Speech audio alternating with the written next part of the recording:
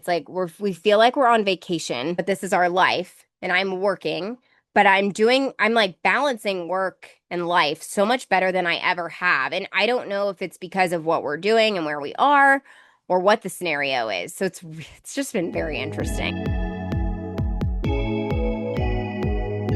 Hello, everyone, and welcome to the first podcast episode in the camper. This is a very exciting thing.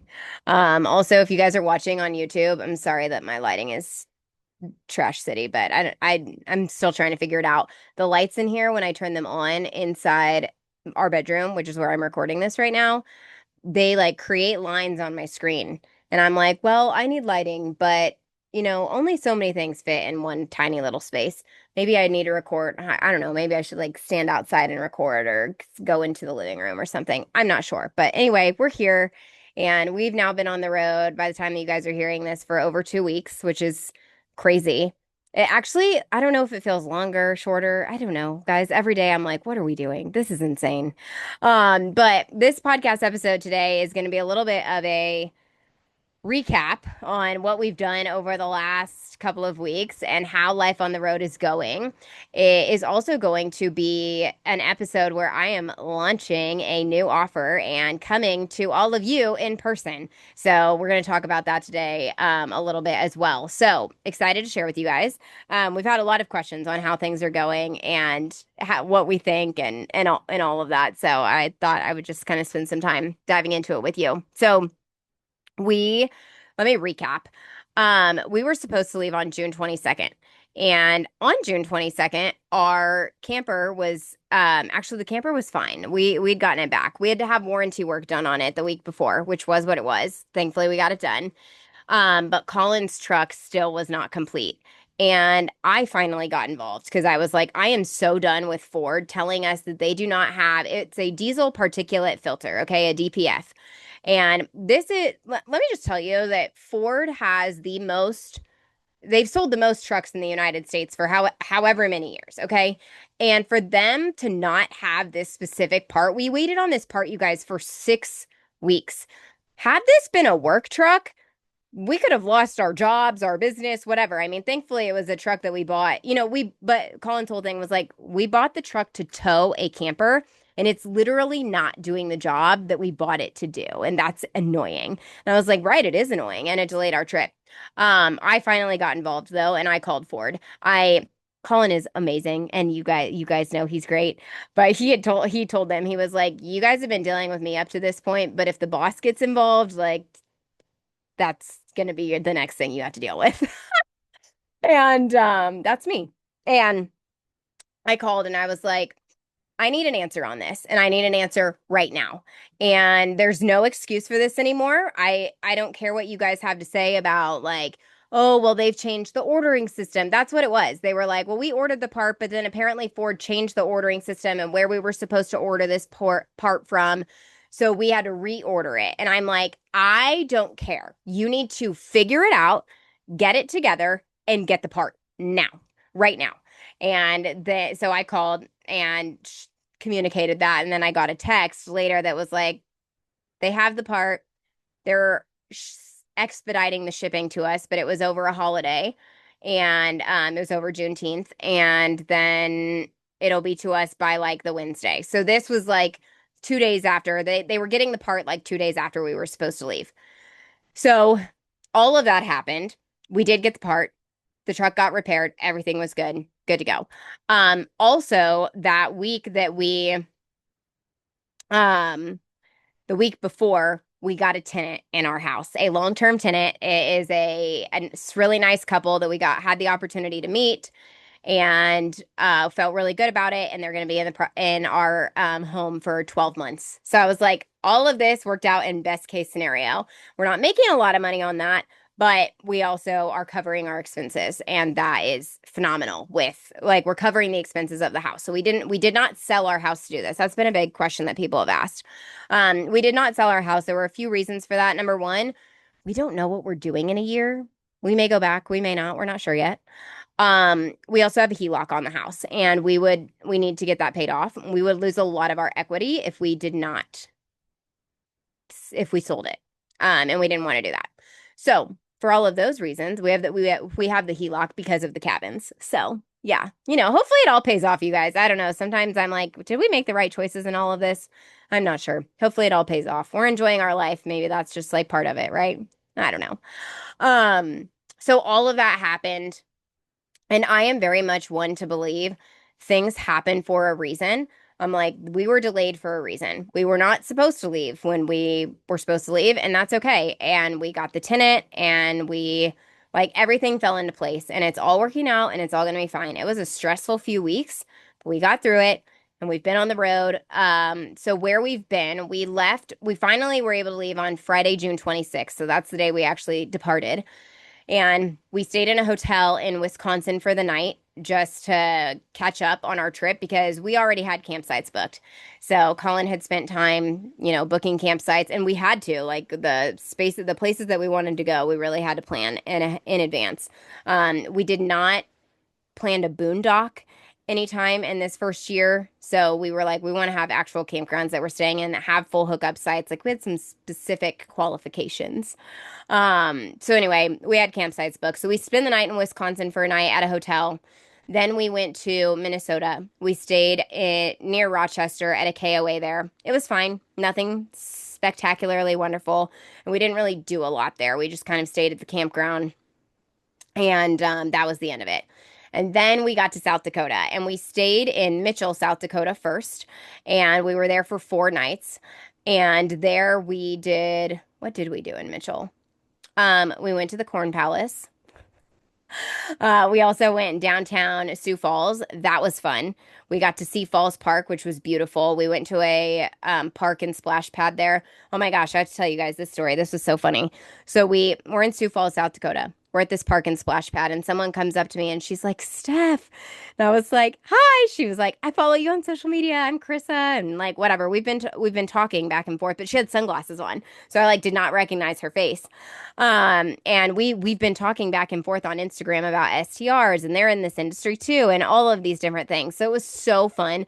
But that is how crazy this world is. I'm like, it's so small. She's like, we just moved back here a week ago, and we were over here getting haircuts, and here we are. And anyway, that was wild. But something that we were talking about that I shared with her in just starting this journey is I didn't realize, I started these businesses to be able to have some level of some kind of freedom. I wouldn't say that we're financially free yet by any means. We're not where I want to be financially. Let's just put it that way. Um, it could be a lot better. So we're working toward that. We're striving toward that. It could be a lot better. Um, but the other part of entrepreneurship is location freedom and lifestyle freedom. And I realized in these first 2 weeks of this trip how much I have not been taking advantage of that. And like Colin goes to work, I go to work, the boys go to school, and that's our life. And not that there's anything wrong with that. I just realized I have not been taking full advantage of this. And why? Why have I not been doing this? Like, what are we doing here? So, this has opened up this whole new world for me of understanding the lifestyle freedom that can come from these businesses. And that is so beautiful and so cool. So, I've been enjoying that. And that was a really cool conversation to have in Sioux Falls. And then from Sioux Falls, we went to Rapid City. So, Rapid City, we were there for 7 nights. If you guys have never been to South Dakota, I did not realize how much there was to do here. Rapid City is really cool. It's kind of this like, I don't know, it feels almost a little bit Western. The boys went to a rodeo. I've been sick. I'm pretty sure it was a sinus infection, was literally taken out and in bed for a full day. They did that. We did go to the Badlands. We went to Mount Rushmore. Um, we went to Custer State Park, which was beautiful. 10 out of 10, recommend that. And it was really close to Mount Rushmore as well. Um, there's also Wind Cave National Park, which at the time of this recording, we have not been to yet, but we are planning to go to. So much to do, so much to see, so many outdoor activities, really cute little town. They had a 4th of July. We were here over July 4th, and they had a 4th of July festival in their downtown area, which was fun. But just really interesting to be able to see all of these different parts of the country and these different national parks. The Badlands reminded me like slightly of Bryce Canyon, just like a tiny little bit. It was beautiful. We did the Notch Trail. We did a lot of trails in the Badlands, but one of them was the Notch Trail, and it was the last one we did. That was my heart rate, you guys. So on the Notch Trail, you have to either climb up a ladder or there was this other little rock climbing area that you could get up to the ledge where, the trail kind of continues or whatever. So we ended up doing that because for whatever reason that felt easier than the ladder with the boys, and we thought that that would be better. And we could help them a little bit more than we were going to be able to help them on the ladder. I don't know. I don't know if it was right or not, but I will tell you that when we were up there, my heart rate was 155. I looked when we got back down and I was like, wow, that gave me some serious anxiety up there. But it was fun. We had a good time and the boys really enjoyed it and they did a great job. They did a great job. We promptly after that hiking experience went to this store called Shields, which doesn't exist in Indiana, but well, if it does, I don't know about it or I've never been there, but they did tell us that they were a Midwest brand. South Dakota is still considered the Midwest. I didn't know that fun fact either, but it is. Anyway, yeah, so at Shields, it's like I don't even know how to explain this store, but the customer service was top notch. Every department we were in, someone was there to help us. They were offering support. They offered to help us find things. Like I was so impressed by that.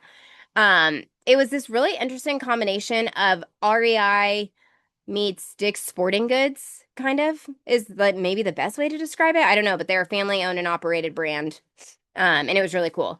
So we promptly went there to buy a hiking backpack for Noah because he wanted to be carried the whole time, which is what it is. And Eli, we got hiking boots because he was wearing his tennis shoes and they were not satisfactory for the hike. So I was like, all right, well, we're doing this now. Anyway, it all worked out. It was good. And at the national parks, if you guys aren't aware, I ordered the boys these passport books on Amazon, and you can go and get stamps at all of the national parks. And their passport books also have these little stickers that they can add every time they go to one, which was cute. So they enjoy doing that. You also can earn your junior ranger badges at every park. And we also were able to do this at Mount Rushmore. So I don't know if this is also at national monuments. I need to look into that as well. Because Mount Rushmore is not technically a national park, it's a national monument. And they give the kids these activity books to do. And so they have to do all these different activities that help them learn about where they are. And then they can do the pledge and get their junior ranger badge, which is so fun. And Eli is all about it. Noah really could care less. But we're having fun and we're all learning. I mean, these activities are no joke. Like they're kind of intense and you have to fill in the blanks and they're like word puzzles. And anyway, it's very fun. So we had a good time with that.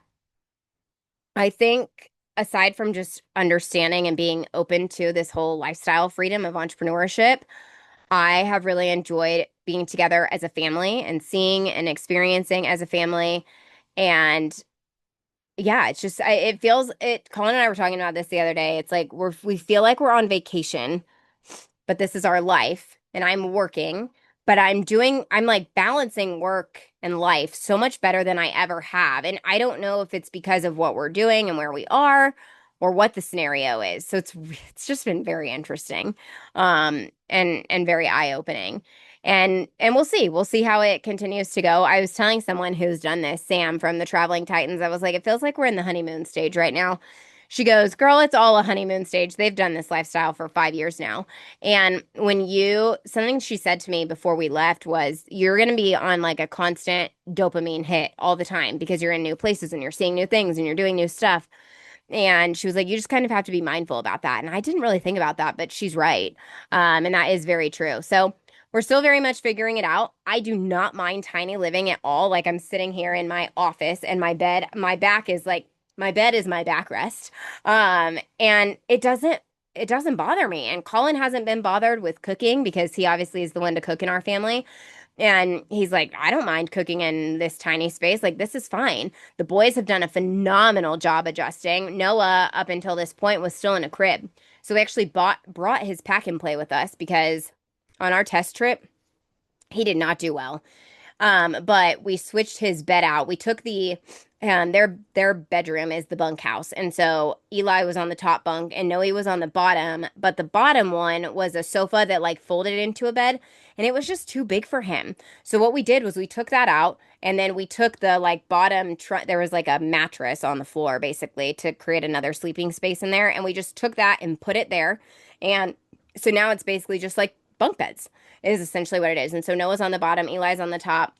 It's took them maybe a little over a week to just kind of get adjusted. But the last couple of nights, they've both slept in their beds. They've slept so well. And we've got the bedtime routine down to a like science now, and it works. Like it's working, and they're getting it. And so we've had to create new routines because kids do appreciate routines and they do well with them. We've created some new ones, and that's been helpful. But they're enjoying it from what I can see so far. Noah's along for the ride. Eli is definitely more like understanding and he gets it and whatever. But yeah, it's fun. So when you guys are hearing this, we're now in Steamboat Springs and I'm very excited to be here. We're going to get to see my brother and his fiance who are getting married in October, which is very exciting.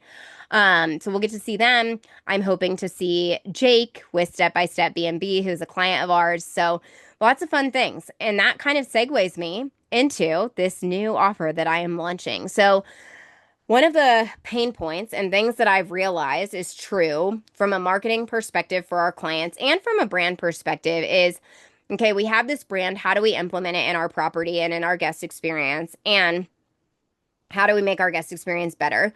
In addition to that, how do we execute on social media? How do we capture content? How do we tell the story and so forth? So I am launching in-person, on-site marketing intensives for all of the places that we are going to. This is on the Weber Co website. I will also include a link for you guys in the show notes. It is an application-based process, and spaces are limited. So we're only going to do about 3 of these per month because I feel like that's what makes sense for my capacity to be able to do this. It's a lot of time and energy, but I think it'll be incredibly powerful to be able to meet those of you who choose to do this. Hopefully, I'm going to get to meet you in person at your property. The goal is that we're able to do that.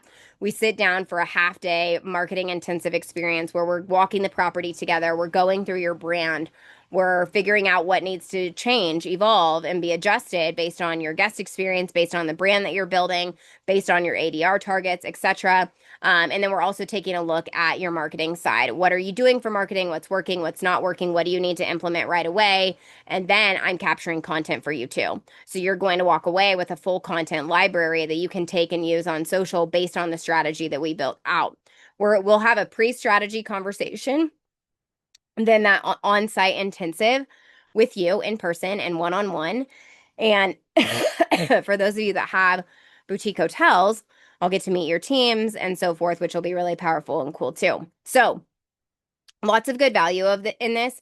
In addition to that, you will also be featured on the Weber Co. On all of my social platforms, on our email list, and then on YouTube and on the podcast too. The advantage of all of that is that I still very much have an audience that people are looking for places to travel as well because of where I started in the fashion, beauty, and travel influencing space. And so it's an advantage for hosts to be able, it's almost like me leveraging my influencer side of what I do, plus the content creation and the marketing strategy, and bringing all of these pieces together and coming to you in person. So very excited to be able to launch that. All of the details are on my site. You guys can check that out. Like I said, it is application based. You also will see on there where we're going when, like what states we're going to be in over the next year and when we will be there. So you guys will have a good idea and understanding on that. And if you don't see your state on there, feel free to still apply. It may be possible for us to drive or meet you or whatever. So still feel free to reach out. And if that isn't the right fit, of course, we're still running the agency as normal, so can still work with you in a different capacity too. So very excited about that and stoked to be able to come to you in person and create these like really intentional marketing strategies, give you guys great lifestyle content that actually engages your audience and helps convert them, helps them trust you, helps you convert them, and so forth. So all right, you guys. Well, that's what I've got for you on this episode. Quick life update along with the launch of this on-site marketing intensive offer, which I'm super stoked about and can't wait to meet all of you in real life. So it'll be good. I will see you on the next episode of Branded and Booked. Cheers.